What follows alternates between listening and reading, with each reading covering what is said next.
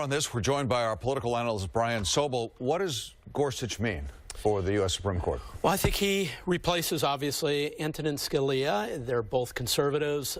Gorsuch becomes the youngest person on the Supreme Court since Clarence Thomas.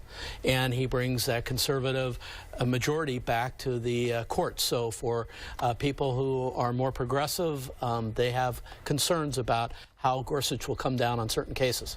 Specifically, let's talk about some of those cases. Roe versus Wade, abortion, immigration, gay rights. What could Judge Gorsuch mean? Well, depending on how conservative he wants to be, he could be very important. And there are some cases like the Hobby Lobby and the Little Sisters of the Poor cases where he said you shouldn't be able to force people to provide, say, contraceptive opportunities if it runs against your religious values. He also weighed in on another case where he talked about constitutional law. He's what's known as an originalist, somebody who believes in the written word of the Constitution as the founders wrote it. So we really don't know. He hasn't taken specific positions on Roe v. Wade as an example. So you have to look at all these 2,700 other cases to see which ones maybe give you an inkling as to how he's thinking about these things. But this certainly does give the Supreme Court a conservative No slant. question about it.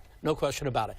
One of the things that I think surprised a lot of people about Scalia was that he could break from a conservative point of view, and sometimes often, to defend people that he thought were really disadvantaged. We may find that with Neil Gorsuch as well. We just don't know.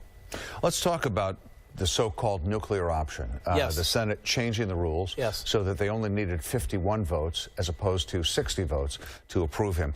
As we look in the long term, what kind of impact will this have by crossing that threshold and changing that rule that's been in effect for years? Well, what it does is it means that from now on, unless the rule is changed again, which is highly unlikely at this point, a Supreme Court justice can be appointed with 51 votes as opposed to that 60 threshold, which provided for more debate on both sides of the issue and votes and that sort of thing.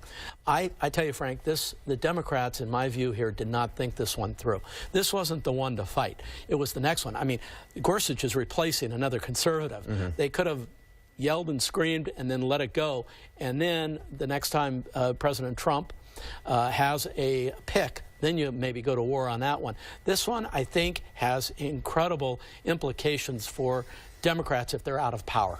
Let's talk about the divide in Washington. You've been in politics for years. You've been following politics for years. You know a lot of people in Washington. What's going on? What's going on in Washington reflects what's going on in the country, that we're fairly divided. That's not always a bad thing, but frankly, we're red states, blue states, we're 51%, 49% in all these places around the country, and it's being reflected in our national politics. These folks are going to Washington, D.C., and they're saying, hey, I have to represent my constituents, my base, irrespective, oftentimes, of the actual argument at play.